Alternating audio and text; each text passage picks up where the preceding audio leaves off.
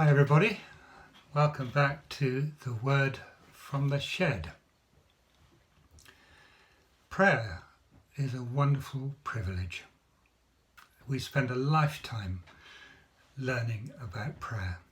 We'll always have our L plates on. But it does deepen, hopefully, as we go along.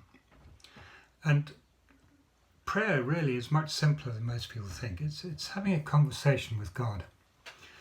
And in all our human relationships, we have conversations, which means one listens, the other talks. And prayer is just like that. God listens to us as we talk to him, unburden ourselves, talk about the things on our mind or our hearts, pray for others.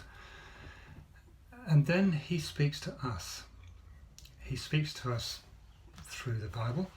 He speaks to us through one another. He speaks to us through our imagination and our emotions.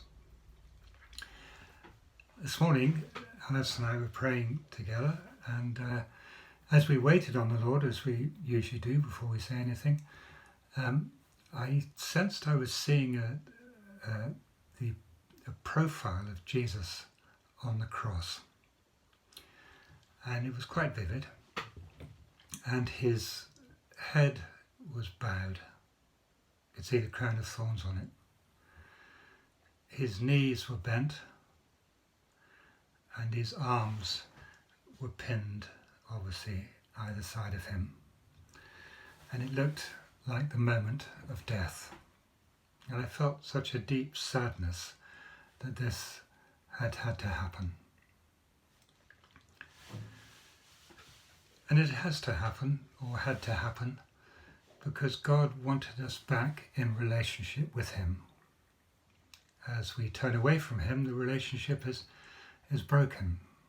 And sometimes we don't see it until something difficult happens to us. There was a prophet called Zephaniah. He lived in the 7th century, and he was at the top of the social ladder, really. He was related to the monarchy, and he was politically very aware, a real man of standing.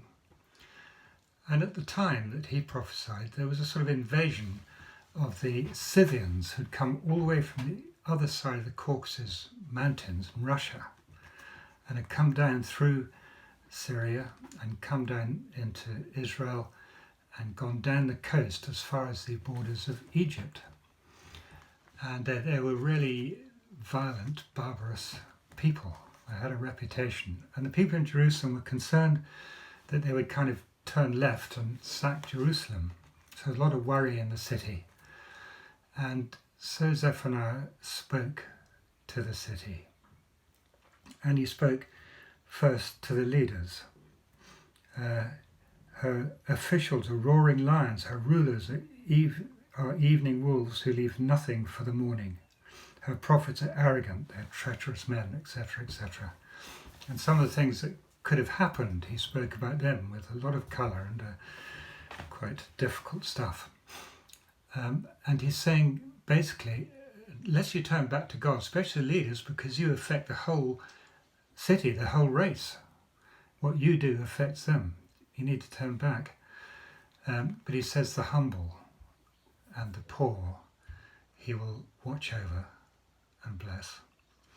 And the verse that struck me is this: the Lord your God is with you. He is mighty to save. He will take great delight in you. He will quiet you with his love. He will rejoice over you with singing. Isn't that a fantastically tender verse, spoken to those who humble themselves and turn to God, who recognize their need of him? That's what poor means in the scriptures. And then I was reminded of Psalm 85 verse 10. I was a pastor in the Vineyard Church for a while in Farnham, and we bought a public building there, and we refurbish it on the inside. And the local art college came along and said, we'd like to make a triptych for you of glass windows or glass pictures. And I said, wonderful. So they did that, but I did ask them to put this verse in, which is so lovely. Love and faithfulness meet together. Righteousness and peace kiss each other. Faithfulness springs from the earth, and righteousness looks down from heaven. And it's talking about, I think, the cross ahead of time. Obviously it's prophetic, in that love is poured out from God's heart through Jesus to the world. Love, forgiveness and hope. And it says love and faithfulness meet together. So as we respond to his love by faith, there's a meeting between God and us. Righteousness and peace kiss each other. That's wonderful, isn't it? As we allow God to bring us into a right relationship with him, peace comes between us and God.